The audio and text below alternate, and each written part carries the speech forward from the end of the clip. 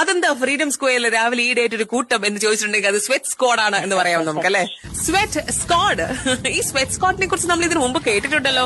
ചാലിയത്തുള്ളതും ഇവർ തന്നെയല്ലേ? അതെ, ചാലിയത്തായിരുന്നു ഇവരുണ്ടായിരുന്നു. പക്ഷെ നമ്മുടെ കോഴിക്കോട് ബീച്ചിലേക്ക് ഇപ്പൊ ഒരു 3 ആഴ്ചയായിട്ട് എത്തിയിട്ടുണ്ട്. എന്തായാലും ഇവരെ മുന്നിൽ നിന്ന് നയിക്കുന്ന ഒരാളോടാണ് നമ്മൾ ഇന്ന് ഗുഡ് മോർണിംഗ് പറയാൻ പോകുന്നത്.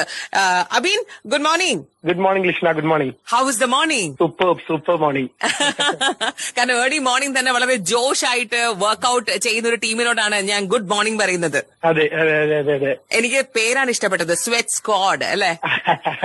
U are ready to sweat out അവിടെ. കറക്റ്റ് സ്റ്റാർട്ട് ചെയ്തു. നമ്മൾ 6 മണിക്ക് സ്റ്റാർട്ട് ചെയ്യും സ്വെറ്റ് ചെയ്യാൻ. ഇതെങ്ങനെയാണ് ഈ സ്വെറ്റ് സ്ക്വാഡ് ഫോം ചെയ്തത്? നമ്മൾ 2-3 സുഹൃത്തുക്കൾ ഒരുമിച്ചാണ് സ്വെറ്റ് സ്ക്വാഡ് എന്നുള്ള ഒരു കമ്മ്യൂണിറ്റിനെ ഡെവലപ്പ് ചെയ്തത്. ഇതിന്റെ മെയിൻ ഇന്റൻഷൻ എന്ന് പറഞ്ഞു കഴിഞ്ഞാൽ ഇപ്പൊ പല ആളുകളും വർക്ക്ഔട്ട് ചെയ്യാതിരിക്കാനുള്ള കാരണങ്ങളിൽ ഒന്ന് ടൈമില്ലാത്ത പ്രശ്നം പറയാം. ചില ആളുകൾ മടിയുണ്ടാവുന്ന പ്രോബ്ലംസ് ഉണ്ടാവും. ചില ആളുകളുടെയെങ്കിലും ഒരു ചാലഞ്ച് പറയുന്നത് വലിയ ജിമ്മുകളിലുള്ള പേയ്മെന്റ് ഒരു പ്രശ്നമാവും, അല്ലെങ്കിൽ പൈസ ഇല്ലാത്ത പ്രോബ്ലം ഒക്കെ ആയിരിക്കും. ഫിനാൻഷ്യൽ ക്രൈസിസ് കൊണ്ട് ഒരാൾ വർക്ക്ഔട്ട് ചെയ്യാതിരിക്കരുത് എന്നുള്ള ഇന്റൻഷന്റെ പുറത്താണ് നമ്മളിങ്ങനെ സ്വെറ്റ് സ്ക്വാഡ് എന്നുള്ളൊരു ഫണ്ണായിട്ടുള്ള ആക്ടിവിറ്റി അല്ലെങ്കിൽ വർക്ക്ഔട്ട് ഷെഡ്യൂൾ നമ്മൾ പ്ലാൻ ചെയ്തത്. അപ്പൊ കറക്റ്റ് ആയിട്ട് നിങ്ങൾ എവിടെ വന്നാൽ കാണാൻ പറ്റും? നമ്മൾ കറക്റ്റ് വന്നു കഴിഞ്ഞാൽ ഫ്രീഡം സ്ക്വയറിൽ വന്നാൽ കാണാൻ പറ്റും. റാൻഡം ആയിട്ടുള്ള ഒരാൾക്ക് സ്വെറ്റ് സ്ക്വാഡിൽ ഒരു മെമ്പർ ആവണമെങ്കിൽ വാട്ട് ഷുഡ് ദേ ഡു? നേരിട്ട് വരാം. രാവിലെ 6 മണിക്ക് ഇവിടെ വന്നു കഴിഞ്ഞാൽ നമ്മുടെ ട്രെയിനേഴ്സ് ഉണ്ടായിരിക്കും. Kozhikode super fast radio mango, നാട്ടിലെങ്കും പാട്ടായി.